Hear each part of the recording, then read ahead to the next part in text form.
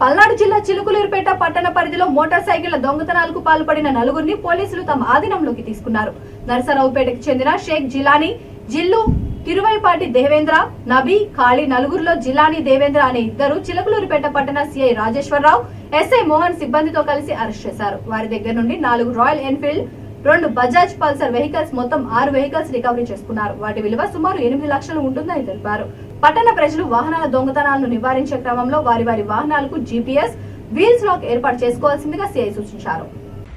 చిలకలూరుపేట పట్టణ ప్రజలకు పోలీసు వారి విజ్ఞప్తి ఏంటంటే, మీరు రాత్రి సమయంలో ఇంటి లోపల పడుకుంటూ ఈ వెహికల్స్ని ముఖ్యంగా పండ్రీపురం ఏరియా, అదేవిధంగా మనకి gold shop area, CR colony, ఈ ఏరియాలన్నింటిలో కూడా ఈ బాగా కాస్ట్లీ బుల్లెట్స్ కానీ కాస్ట్లీ వెహికల్స్ అన్నీ కూడా ఇంటి బయట పెట్టడం జరుగుతుంది.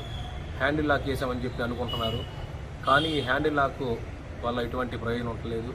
వీరు గట్టిగా దాన్ని బ్రేక్ చేయడము, అదేవిధంగా మారు తాళాలతో కూడా తీసి వెళ్ళడం జరుగుతుంది.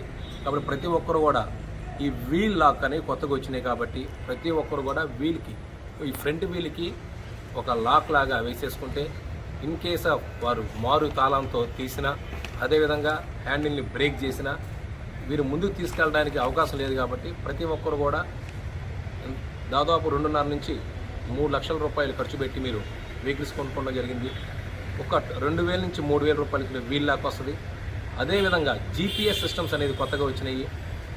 1,500 రూపాయలు ఖర్చు పెట్టుకుంటే ఈ వెహికల్స్ కూడా GPS సిస్టమ్ కనుక అమర్చుకుంటే ఈ బుల్లెట్ ఎక్కడికి వెళ్ళింది, ఎక్కడ ఉన్నది కూడా మనకి ఎగ్జాక్ట్ లొకేషన్స్ వస్తుంది. కాబట్టి అన్నీ కూడా ఈ రోజుల్లో ప్రతి 2.5 నుంచి 3 లక్షల దాదాపు ఖర్చు పెట్టి బైక్స్ కొనుక్కుంటారు. కాబట్టి ప్రజలందరూ కూడా ఈ వీల్ లాక్, అదేవిధంగా ఈ GPS సిస్టమ్ అనేది, ఈ రెండు కూడా సుమారు 5,000 రూపాయలు పెట్టి అమర్చుకుంటే మీ యొక్క వెహికల్స్కి భద్రత ఉంటుందని, కాబట్టి ప్రతి ఒక్కరు కూడా ఈ పోలీసు వారి సూచనలు పాటించాలని కోరుకుంటూ తెలియజేస్తాను. Thank you.